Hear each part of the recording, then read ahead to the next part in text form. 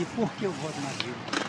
Porque eu, dentro da universidade, eu vi que antigamente a gente passava muito aperto com relação a verbas, professores, novos cursos de expansão, e com o governo Lula, e continuado pela Dilma, a gente passou a viver um momento bem diferente, com mais bolsas, mais professores, mais verbas, e além disso, o mais importante foi a inclusão. As pessoas mais pobres passaram a ascender, processos de ascensão, e vi mais o progresso.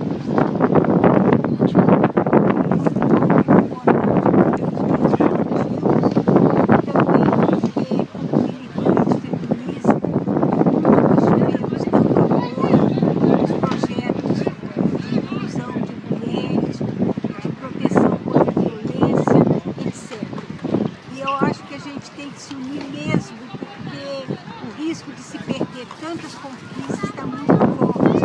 E se as pessoas refletirem, vão ver que esse é um patrimônio, um tesouro que a gente conquistou nesses 2 anos.